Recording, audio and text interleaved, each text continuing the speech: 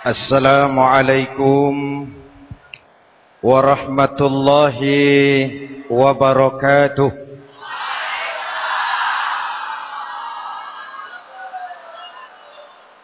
Alhamdulillahi rabbil alamin. Wassalatu wassalamu ala asyrafil mursalin Sayyidina wa maulana Muhammadin wa ala alihi wa sahbihi ajma'in, amma ba'du. Saudara-saudara kaum muslimin yang berbahagia, hadirin, kesempatan malam ini saya ingin cerita akhirat saja. Sudah pernah ke akhirat belum? Mau? Kalau mau saya daftar, besok berangkat. Salah satu rukun iman yang 6, percaya kepada adanya akhirat. Satu saat alam ini akan hancur sehancur-hancurnya. Bumi, gempa, gunung meletus, air laut tumpah ke darat. Planet-planet bertabrakan, halilintar menyambar, angin topan bertiup. Semua yang bernama hidup, mati, itu kiamat. Lalu kita akan dibangkitkan di padang mahsyar, dibangkitkan dari kubur kita masing-masing. Dan subhanallah, pada saat bangkit dari kubur itu, keadaan muka kita ini menurut satu riwayat berubah menurut amalan kita masing-masing. Jangan heran nanti ada yang dibangkitkan dari kuburnya itu mukanya berubah jadi muka tikus. Hebat sekali. Badannya badan manusia, tangannya tangan manusia, mukanya muka tikus. Sebab apa? Sebab waktu di dunia amalannya amalan tikus. Apa amalan tikus itu? Suka menggeragoti barang yang disimpan rapi-rapi.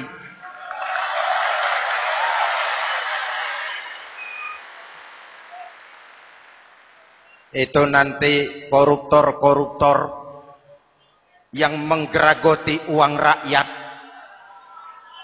itu nanti bangkit mukanya muka tikus. Na'udzu. Saudara lihat, oh ini yang geragoti uang rakyat mukanya muka tikus. Ada lagi yang bangkit dari kubur, mukanya itu berubah jadi muka harimau. Kenapa? Waktu di dunia amalannya amalan harimau. Apa harimau itu? Mau menang sendiri, keras kepala, kupeh. Di mana ada hutan, rajanya pasti harimau. Padahal hutan belum pernah bikin pemilihan umum.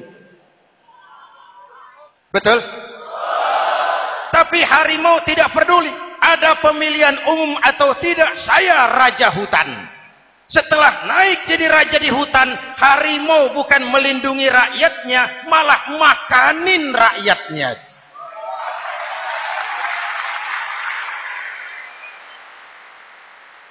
Orang-orang yang mau benar sendiri. Ada lagi yang bangkit dari kubur gagah, mukanya muka ketek. Sebab apa?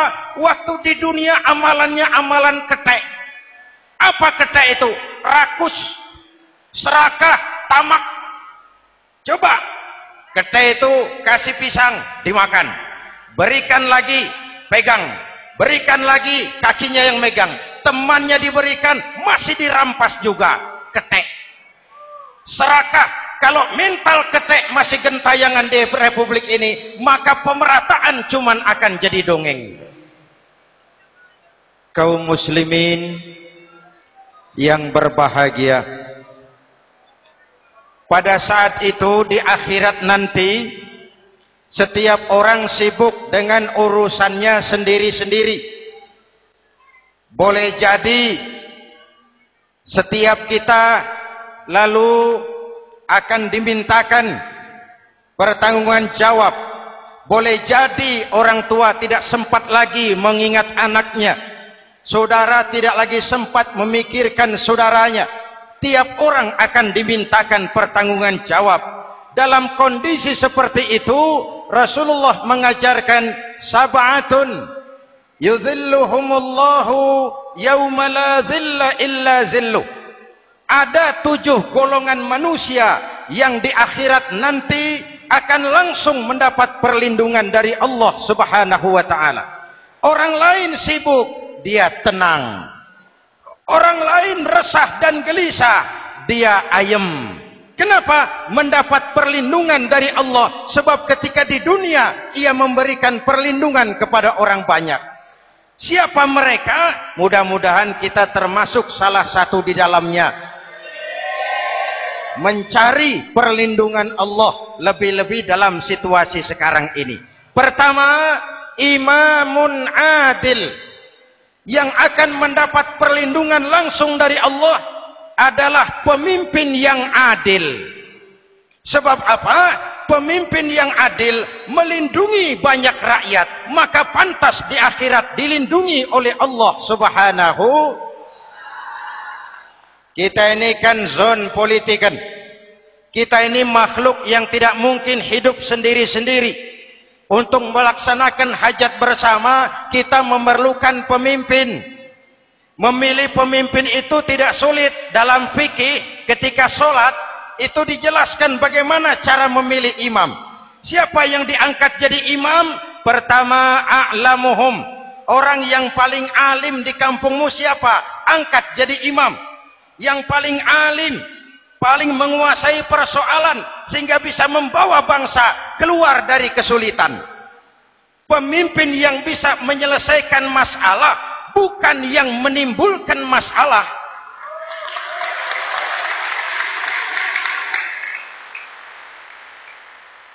Apalagi kalau pemimpinnya jadi masalah, bagian dari masalah. Ini namanya pengurus jadi urusan. A'lamuhum. Pak, di kampung saya ada 2 orang, alimnya sama. Yang mana yang jadi imam? Afsahuhum, yang lebih fasih lidahnya, yang paling pandai menyuarakan aspirasi rakyatnya, punya sense of crisis. Yang satu alim tapi pelo. Yang satu alim tidak pelo, yang tidak pelo jadi imam. Kenapa? Tidak sah orang fasih bermakmum kepada imam pelo. Pak, ini imam pelo, makmum pelo semua, sah. Namanya kampung pelo. Aduh Pak, ini 2 orang alimnya sama, fasihnya sama, yang mana yang jadi imam? Aktsaruhum sinnan, yang lebih tua umurnya, senioritas baru dihitung. Lahirnya bareng Pak. Yang mana yang jadi imam? Awaluhum hijratan, yang lebih dulu tinggal di situ, yang punya semangat nasionalisme yang tinggi, yang cinta kepada bangsa dan rakyatnya. Sudah ada imam, sudah, ayo azan. Apa azan itu? Proklamasi. Salat mau dimulai. Sudah azan? Sudah. Qobliyah 2 rakaat. Qobliyah. Apa qobliyah itu? Dulu ada namanya Panitia Persiapan Kemerdekaan Indonesia. Qobliyah. Sudah qobliyah? Sudah. Luruskan shaf. Atur barisan yang lurus. Rapatkan barisan. Apa ini? Bentuk pemerintahan yang kompak, bersih, berwibawa. Jangan sesama elit saling tawuran.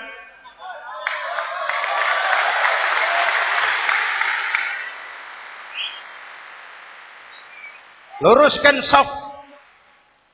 Lalu shaf yang terdepan hendaknya diisi orang yang sedikit alim. Tidak perlu alim betul, sedikit alim. Maksudnya apa? Kalau imam keliru dia bisa tegur. Kalau imam salah dia bisa tegur. Kalau imam batal dia bisa gantikan. Ini wakil-wakil makmum. DPR, DPRD. wakil-wakil makmum. Sudah. Ayo imam, pimpin sholat. Sepakati dulu, kita mau sholat apa? Rakaatnya berapa? Surah yang mau dibaca apa? Pakai sujud tilawah apa tidak? Supaya makmum tidak kaget-kagetan. Rakyat harus dikasih tahu pemimpinnya mau kemana. Visinya apa? Supaya makmum ikutnya ikhlas. Jelas? Hadirin yang saya hormati, kita memerlukan pemimpin yang adil, yang menaungi rakyatnya, sehingga dengan demikian nanti mereka akan dinaungi langsung oleh Allah Subhanahu. Mudah-mudahan Allah memberikan kepada kita rakyat dan bangsa Indonesia ini pemimpin yang adil. Saya yakin perjalanan waktu akan mengantarkan kita di mana orang-orang akan terbuka topengnya, sehingga akan jelas mana pembela rakyat, mana penyengsara rakyat.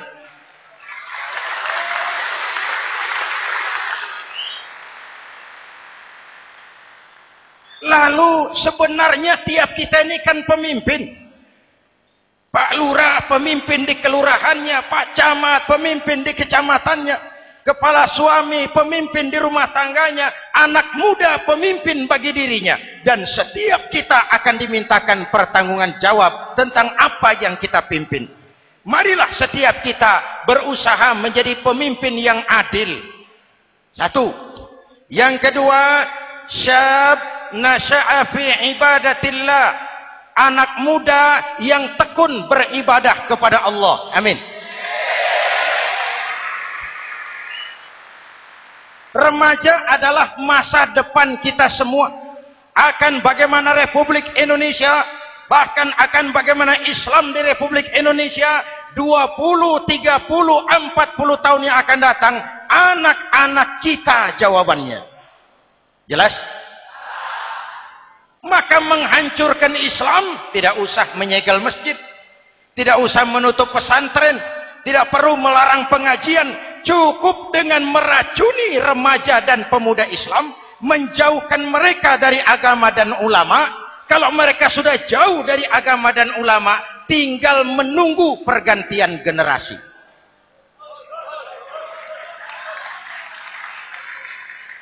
Maaf, kalau yang sudah 60 tahun ke atas, itu saya anggap angkatan selamat. Generasi tanda seru. Insya Allah mantap akidahnya, tidak goyah imannya. Tapi yang 30 tahun ke bawah, adik-adik saya ini, the next generation, kalian yang jadi pilot project, remaja-remaja Islam, kalau mau jadi remaja dan pemuda modern, jangan dekat-dekat ke masjid kuno. Masjid khusus 70 tahun ke atas. Baca Quran kampungan. Ngaji urusan akhirat. Seiring dengan itu, modernisasi diartikan dengan westernisasi. Kau tidak bisa jadi pemuda modern kalau semua yang datang dari barat belum kau telan mentah-mentah. Kau harus bisa bergaul seperti orang barat, berpakaian seperti orang barat, berumah tangga seperti orang barat, makan minum seperti orang barat. Kalau nyanyi lagunya lagu barat yang orang lain nggak ngerti, kamu juga nggak tahu. Mengalirlah narkoba dalam segala bentuknya. Maka muncullah generasi-generasi santai, generasi-generasi salon yang mencoba mencari pelarian hanya dengan kesenangan sesaat, tapi menghancurkan masa depan yang pasti.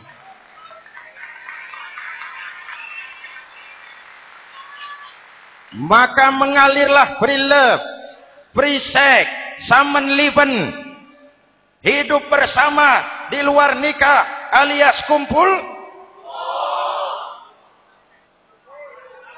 Ya sama saja, kumpul kebo, kumpul embek itu sama.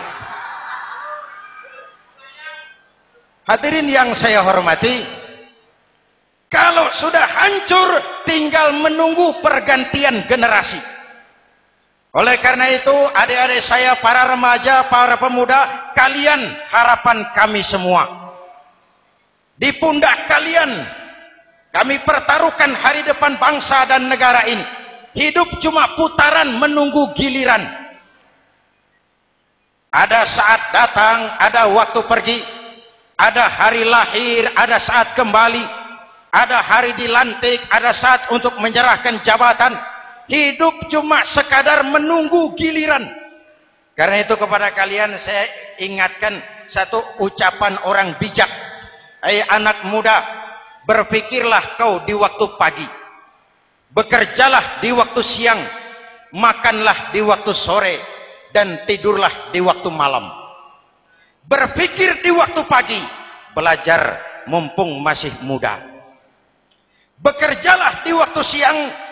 Amalkan ilmu itu setelah dewasa. Makanlah di waktu sore. Hari tua tinggal menikmati hasilnya. Tidurlah di waktu malam. Matilah dengan tenang. Kalau pagi kau tidak berpikir, nanti siang kau tidak akan bisa bekerja. Kalau siang tidak kerja, nanti sore mau makan apa?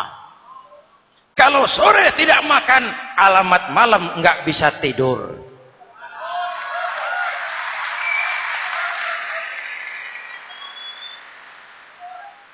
Kalau waktu remaja, waktu muda maunya santai-santai saja, dewasanya bingung. Kalau dewasanya bingung, hari tua terlunta-lunta. Kalau hari tua terlunta-lunta, matinya menteleng. Maka lebih baik makan singkong betulan daripada makan roti mimpi. Ayo, makan singkong betulan, makan roti mimpi, lebih bagus mana? Lebih bagus makan roti betulan. Kalau perlu, lebih baik sekolah sambil dagang koran, sekolah sambil parkir mobil, sekolah sambil semir sepatu, daripada petatang peteteng tanpa prospek hari depan yang ada artinya.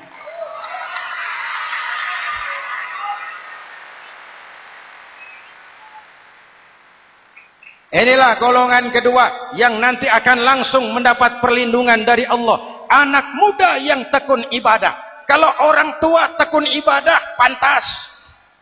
Orang tua rajin ibadah, tidak istimewa. Masya Allah Pak, itu orang tahajudnya hebat, wirid yasinnya mantap, puasanya luar biasa, zikirnya mantap. Umurnya berapa? 70. Wajar. Lalarwi sanjo. Sudah larut senja. Kalau 70 masih jadi preman, kapan taubatnya? Tapi kalau ada anak muda, darahnya masih mengalir dengan panas, keinginannya masih sejuta khayal, dia bisa salurkan di jalan Allah, itu amat disukai Allah, dan itu akan mendapat perlindungan langsung dari Allah Subhanahu. Hadirin kaum muslimin di seluruh tanah air yang saya cintai, sekarang kita sampai kepada golongan ketiga. Yang nanti dinaungi Allah itu siapa? Rajulun qalbuhu mu'allakun bil masajid. Seseorang yang hatinya selalu terpaut kepada masjid. Masjid memang tempat melaksanakan solat, tapi lebih dari itu dia adalah pusat kegiatan umat. Umat Islam dengan masjid seperti ikan dengan air, tidak boleh berpisah. Sehingga ada hadis qudsi mengajarkan, inna buyuti fil ardil masajid wa inna zuwari fiha ummaruha. Rumahku di permukaan bumi adalah masjid. Orang-orang yang memakmurkan masjid adalah tamuku. Dari masjidlah terpancar semangat silaturahmi, dan itu yang sangat kita perlukan sekarang. Di tengah-tengah kerentanan kita sebagai bangsa, masjid harus jadi lem perekat. Di sini siapapun yang datang mengucapkan assalamualaikum, betul? Menebarkan salam, menebarkan rasa damai, bersalaman. Kata Nabi, ma min muslimaini yaltaqiyani fayatasafahani illa ghafarallahu dzunubahuma. Apabila dua orang Islam bertemu lalu bersalam-salaman, Allah akan menghapuskan dosa yang terjadi di antara kedua orang itu.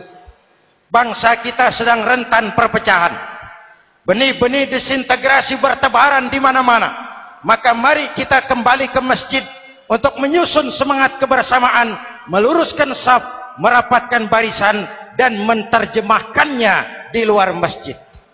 Ini ada kaitannya dengan faktor yang keempat, yang langsung dilindungi Allah. Siapa mereka? Rajulani tahabba fillahi ijtama'a alaihi wa tafarraqa alaihi. Dua orang yang bersaudara, bertemu karena Allah, berpisah karena Allah. Itu akan dilindungi langsung oleh Allah di hari akhirat nanti. Dua orang bersaudara, bertemu karena Allah, berpisah pun juga karena Allah. Tadi dalam perjalanan ke sini, saya melalui sebuah desa. Masih ada sisa-sisa tawuran antar desa. Saya tidak sebutkan desanya, itu rahasia perusahaan.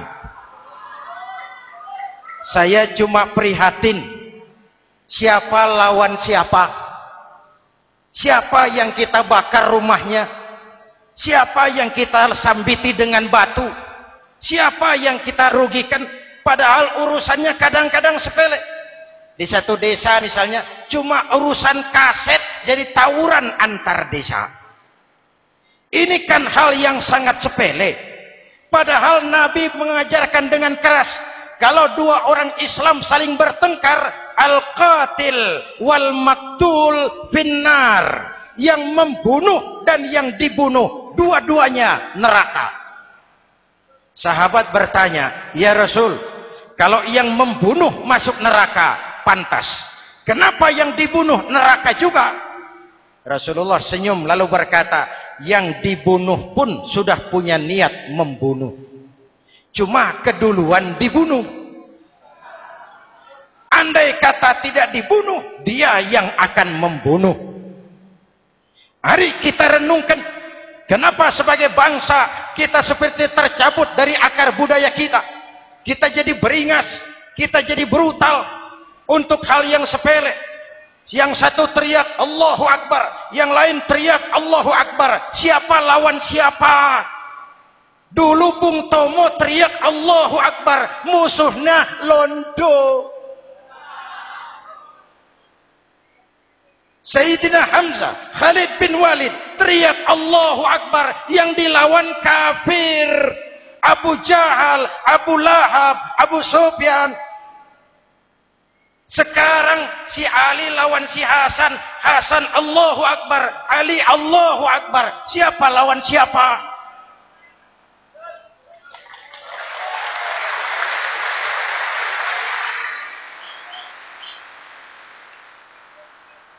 Kenapa kita jadi begitu mudah menggunakan nama Tuhan untuk melampiaskan ambisi pribadi? Kenapa Allahu Akbar yang begitu sakral kita lepas cuma untuk pelampiasan sebuah dendam? Dua orang yang bersaudara, bertemu karena Allah, berpisah karena Allah. Itu ukurannya. Kau di jalan Allah, kau saudaraku. Keluar dari jalan Allah, selesai persaudaraan sampai di sini.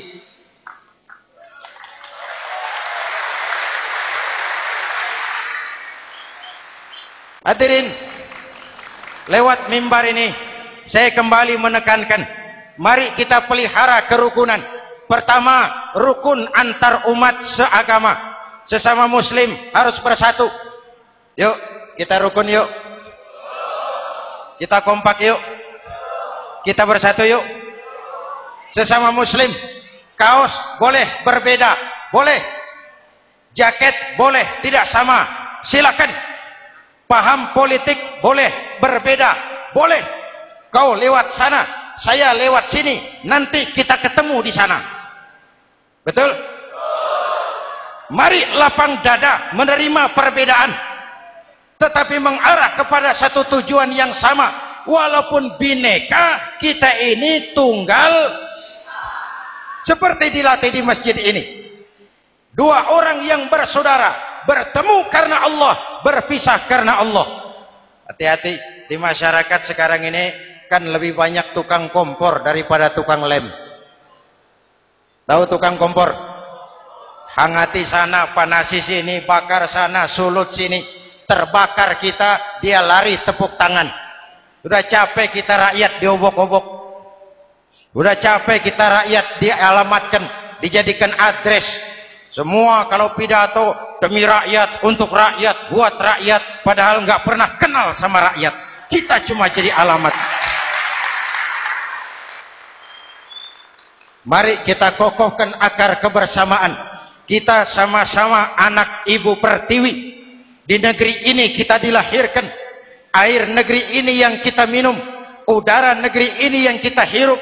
Kalian remaja, kalian pemuda, lebih bertanggung jawab karena kalian anak Ibu Pertiwi. Hadirin yang saya hormati, maka tetaplah jaga semangat kebersamaan. Ini yang keempat.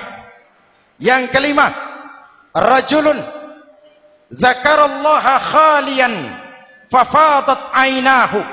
Seseorang yang mengingat Allah dalam kesunyian lalu berlinang air matanya. Tengah malam, dikala orang sedang tidur, dia bangun munajat, gemersik tikar tersentuh tangan, laksana lambaian tangan malaikat maut datang hendak merenggut nyawa. Terbayang dosa yang pernah dia kerjakan, air mata berurai membasahi pipi tanpa terasa. Orang yang munajat semacam itu nanti langsung mendapat perlindungan dari Allah Subhanahu.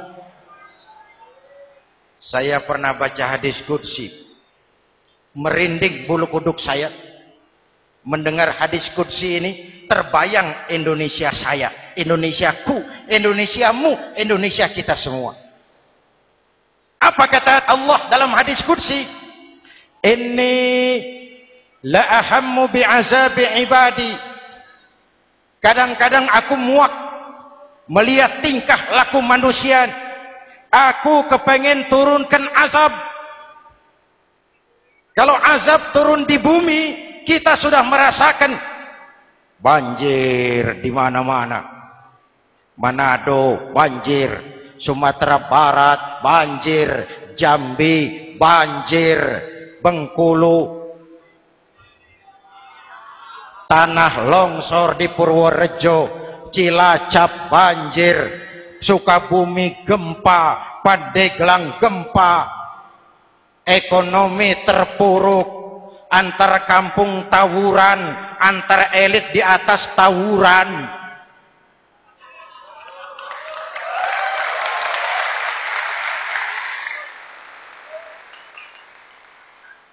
Hutang numpuk. 40% APBN kita ini sekarang cuma untuk bayar hutang. Itu pun dengan asumsi dolar 7.000, 9.000, artinya sekitar 50% APBN kita untuk bayar hutang. Untungnya sekarang ini yang agak menolong, harga minyak membaik di pasaran internasional. Hadirin yang saya hormati, ini lagi ngomong apa saya sih? Aku pengen turunkan azab, tetapi kata Allah, ketika aku melihat orang-orang tua yang sujud di keheningan malam, bayi-bayi tanpa dosa masih menyusu, binatang ternak melata mencari makan, murkaku surut, azab aku tarik kembali. Ayo renungkan hadis ini. Allah mau marah nggak jadi, azab ditarik, kesulitan diangkat, pertolongan datang, ada yang meredam murka Allah. Allah mau marah nggak jadi. Kenapa? Orang-orang tua yang tengah malam sujud sambil berlinang air mata, itu yang meredam murka Allah. Yang ikhlas menangis kepada Allah, bukan menangis berdasarkan pesanan. Ini kan sekarang apa yang nggak bisa dipesan? Istighosah pesanan, demo pesanan, 10.000 berangkat. Ngerti apa enggak urusan soal lain.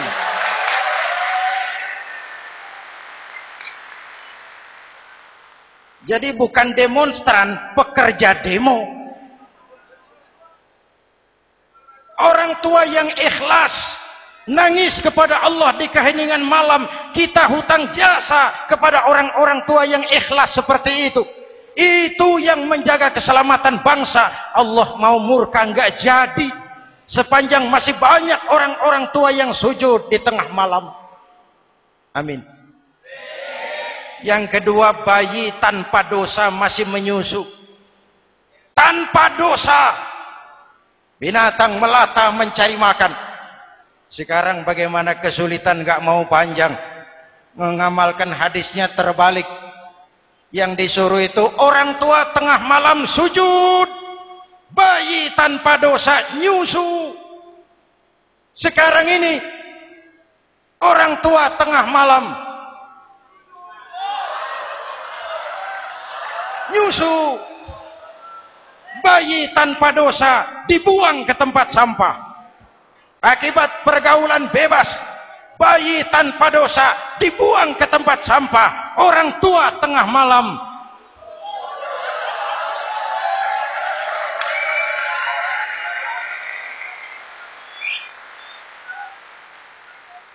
hadirin.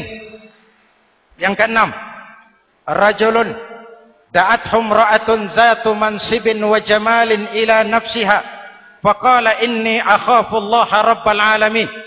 Orang yang bermoral dibujuk rayu oleh perempuan cantik, lalu dia berkata, maaf, saya takut kepada Allah. Orang bermoral yang merasakan kehadiran Allah dekat dalam hidup. Umpama waktu puasa, saudara sholat zuhur. Sebelum sholat, saudara berwudu. Ketika berkemur, saudara korupsi. Sedikit airnya saudara minum. Jangankan polisi, teman wudu sebelah pun tidak tahu kalau waktu berkemur saudara korupsi. Kenapa kita tidak mau melakukan? Ada rasa malu kepada Allah. Ini yang perlu kita tumbuh kembangkan, rasa malu kepada Allah Subhanahu wa taala. Yang ketujuh, rajulun tasaddaqa bi shadaqatin fa akhfaha. Orang yang bersedekah lalu disembunyikan sehingga tangan kiri tidak tahu apa yang diberikan oleh tangan kanan. Orang yang punya kepedulian tinggi tetapi ikhlas menolong yatim, membantu sesama dalam rangka menegakkan masyarakat yang adil dan makmur. Mari kita mohon kepada Allah, semoga kita semua senantiasa dalam perlindungannya di dunia ini dan lebih-lebih di akhirat nanti. Al-Fatihah. A'udzubillahi minasyaitonir rajim.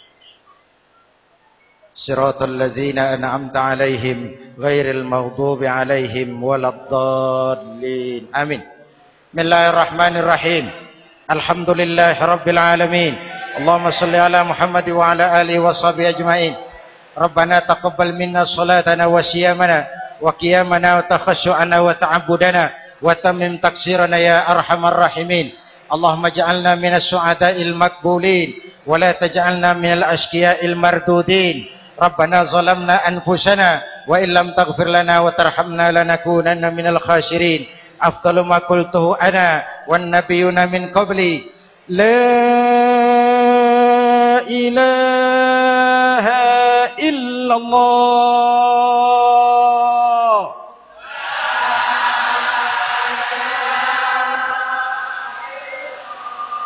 La ilaha illallah.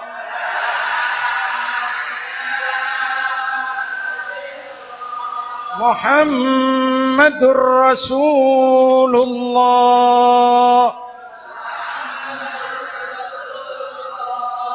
Kalimatu haqqin 'alaiha nahya wa 'alaiha namut wa 'alaiha numashu insyaallah minal aminin wa akhiru da'wana alhamdulillahi rabbil alamin. Assalamualaikum warahmatullahi wabarakatuh.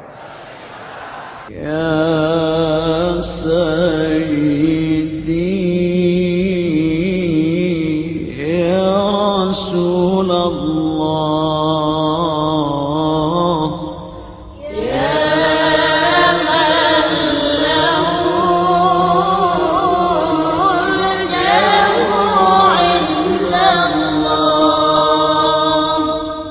ya Sayyidi ya